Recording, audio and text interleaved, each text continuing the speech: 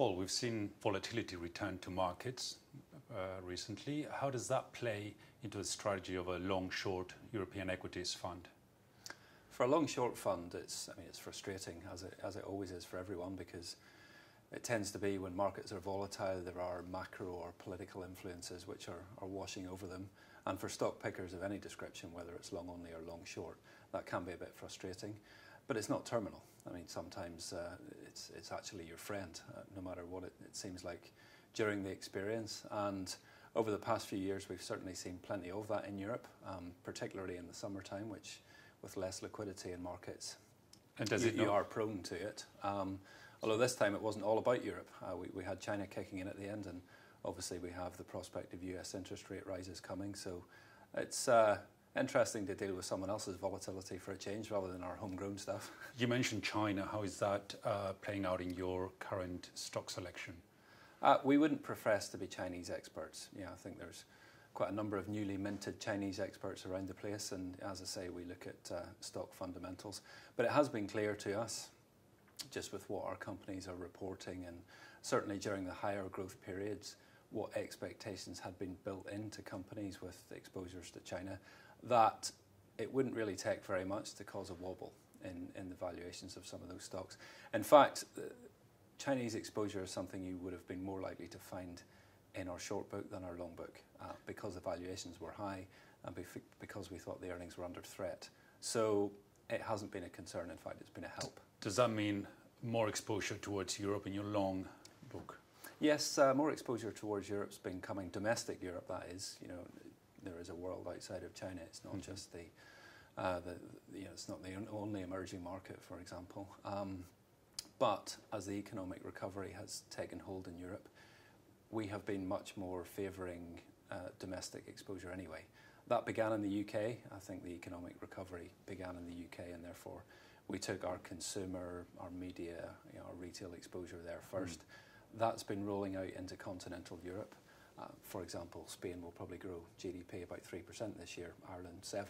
That's probably the best you can get in Europe. I mean, the rest of the continent's not really moving forward ahead very strongly, is it? Yeah, that's right. And Europe is, from an investor perspective, is generally seen as one region. But we've got a whole bunch of different economic cycles going on there right now. Ireland, Spain, Portugal, they had a lot to recover from. The recessions were pretty deep, and hence you've got some very fast growth coming through right now. The German, Netherlands, the core of Europe. Well, actually, there's a lot of manufacturing businesses there, and they've done very well from selling outside of Europe. And hence, as emerging markets in particular begin to slow down, they've struggled a bit more. So it gives us plenty of scope on the long side and the short side to differentiate between the winners and losers. You mentioned media, I think. Which sectors would you be in Europe right now, and which sectors would you avoid? It is obviously quite a broadly spread sector. You've got anything from publishing to TV advertising in there. And it's the TV side we've been interested in. So in the UK, we've had a long-standing successful position in ITV. In Europe, Mediaset España is the one we like. It's a similar type of business. It's free-to-air advertising. But obviously when the unemployment rate is 25% and no one's got very much money, that's a stock which has been through the mill. Despite the fact that it's already more than doubled from its lows, advertising dollars in the country, or euros I should say, are more than 30% away from their peak. So there's plenty more to go for there as Spain recovers. Given the pullback we've seen, has your net long book grown in the recent months? In recent months, it's been in a reasonably stable range. Okay. I would say between 25 and 40% net long. We've pulled it back a little bit, primarily just because we took some profits on the long side and we added to a number of shorts in the short book. But once you've been through a period of volatility which has caused big falls in the market, conversely, you're going to want to go the other way. Short positions which you have, which obviously you're not very keen on the prospects of those companies.